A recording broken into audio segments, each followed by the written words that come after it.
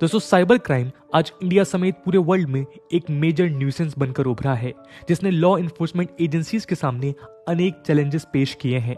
Internet connectivity और digitalisation ने criminals को ऐसी अपॉर्चुनिटीज प्रोवाइड की हैं जिसकी मदद से वो दुनिया के किसी भी कोने में कहीं से बैठकर क्राइम एग्जीक्यूट कर सकते हैं। ऐसे ही एक मेजर हाइस्ट का शिकार बनी थी इंडिया की one of the oldest Cosmos cooperative bank.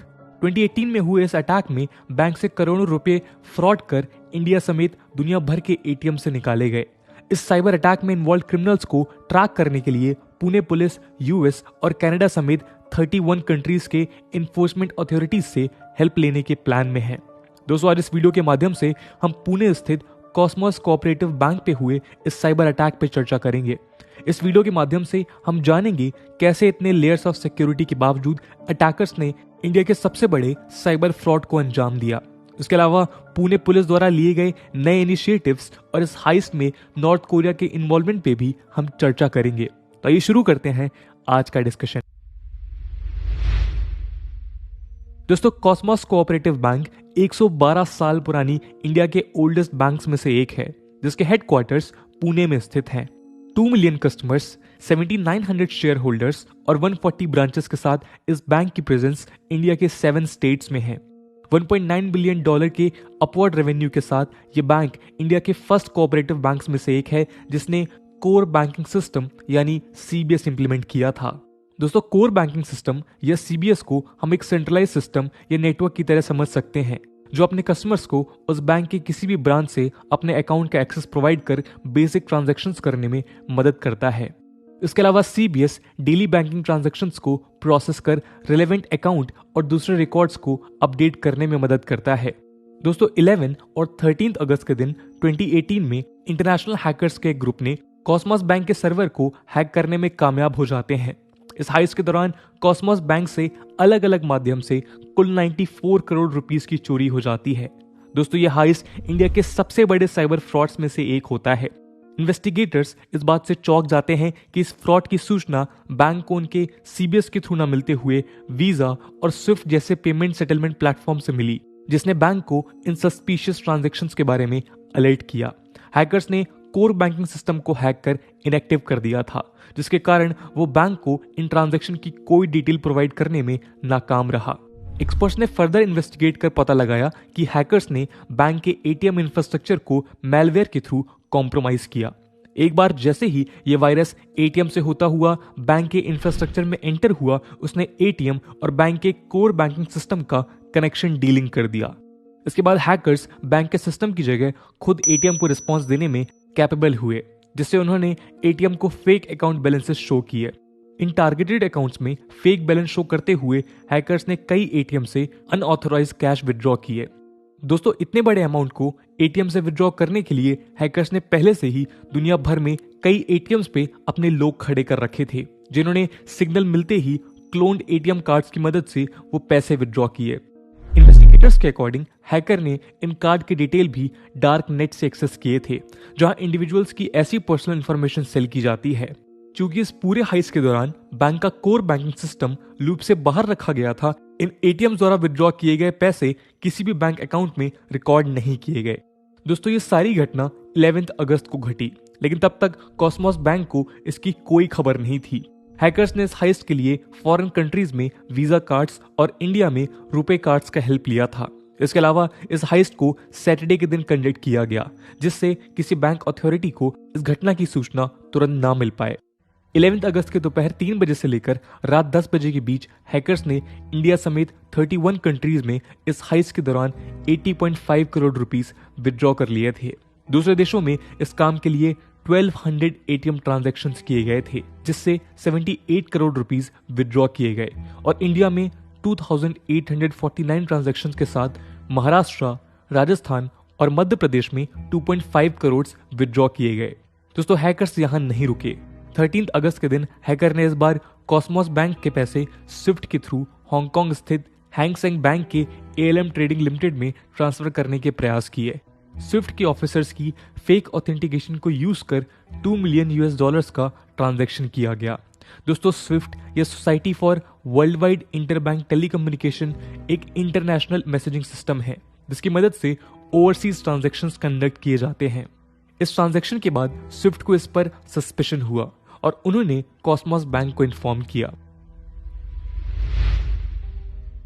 दोस्तों, इस हाइस्ट की रिपोर्ट किए जाने के बाद पुणे पुलिस ने अपनी इन्वेस्टिगेशन की मदद से इंडिया में 18 सस्पेक्ट्स को अरेस्ट किया जिन्होंने एटीएम से पैसे विड्रॉ किए थे। लेकिन ये अरेस्ट किसी कंक्लूजन पे नहीं पहुंच पाया क्योंकि पुलिस ने जिन लोगों को अरेस्ट किया है उन्होंने केवल एटीएम से पैसे विड्रॉ किए हैं। इस हाइस्ट के पीछे के मास्टरमाइंड आज भी फरार हैं। इसी केस में फर्दर इन्वेस्टिगेशन के लिए पुणे पुलिस अब 31 कंट्रीज के इन्फोर्समेंट एजेंसी से हेल्प लेने के प्लान में है। इस इंटरनेशनल कोऑपरेशन के लिए पुणे पुलिस ने मिनिस्ट्री ऑफ एक्सटर्नल अफेयर्स से अप्रूवल की रिक्वेस्ट की है, जिसके बाद वो उन 31 कंट्रीज की एजेंसी से क्राइम रिलेटेड डिटेल्स एक्सेस कर पाएंगे।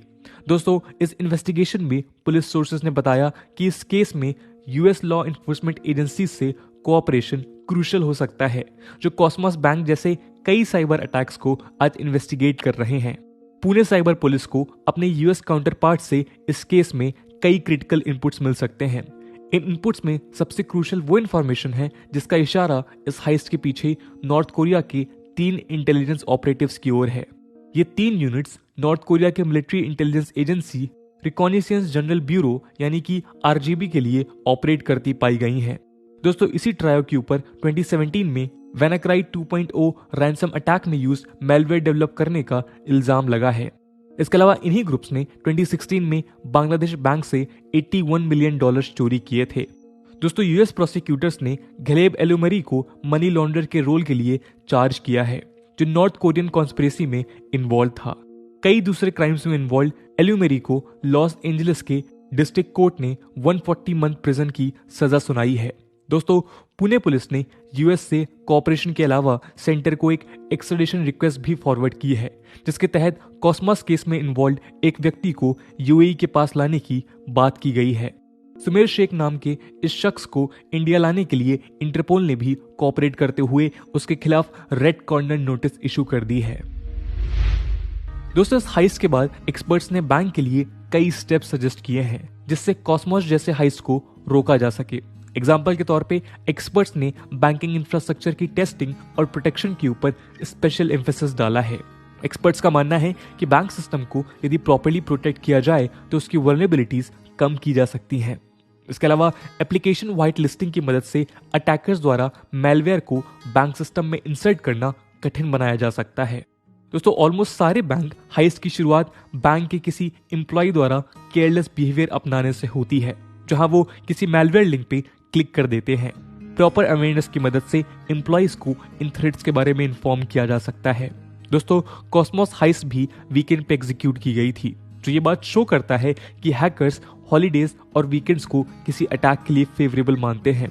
इस अटैक से ये बात क्लियर होती है कि बैंक्स को हॉलीडेज के दौरान ज्यादा विजिल बनाए रखने की जरूरत है। इन सब के अलावा एफबीआई ने कुछ सजेशंस दिए हैं जिससे ऐसे साइबर फ्रॉड्स रोके जा सकते हैं। Dual authentication procedure, monitoring network traffic, auditing critical accounts और इन जैसे कई स्टेप से बैंक ऐसे फ्रॉड से बच सकता है। तो दोस्तों, ये थी कहानी कॉस्मोस बैंक फ्रॉड की, जिसने इंडिया समेत दुनिया भर के बैंक्स के बीच एक नए थ्रेट का उजागर किया। यूं तो Pune police, ministry of external affairs और कॉस्मोस बैंक के कोऑर्डिनेटेड एफर्ट से हांगकांग कोर्ट ने लास्ट फरवरी 5.72 करोड़ रुपीस वापस किए हैं, लेकिन ये इस पूरी हाइस्ट का एक बहुत स्मॉल पार्ट है। इस हाइस्ट के बाद कॉस्मोस बैंक ने बताया कि उनके किसी भी कस्टमर के अकाउंट से पैसे नहीं निकाले गए हैं, लेकिन ये हाइस्ट इस बात को साफ करती है कि बढ़ते हुए टेक्नोलॉजी के साथ हमारी वल्नरेबिलिटीज भी बढ़ती चली गई हैं, जिसका फायदा आज क्रिमिनल्स उठा रहे हैं। ऐसे क्रिमिनल्स को रोकने के लिए अवेयरनेस और टेक्नोलॉजी के अलावा इंटरनेशनल कोऑपरेशन की भी जरूरत है, जिसका प्रयास आज पुणे पुलिस कर रही है। दोस्तों, इस पूरे साइबर अटैक को लेकर आपका क्या ओपिनियन है? कैसे इन साइबर लूप होल्स पे काम किया जा सकता है? कमेंट सेक्शन में जरूर बताइएगा। आज की वीडियो के लिए इतना ही। आई होप आपको वीडियो पसंद आई होगी, और अगर पसंद आई है तो अपने दोस्तों के साथ शेयर करना मत भूलिएगा। हम मिलते हैं अगले वीडियो में, तब तक के लिए जय हिंद, जय भारत।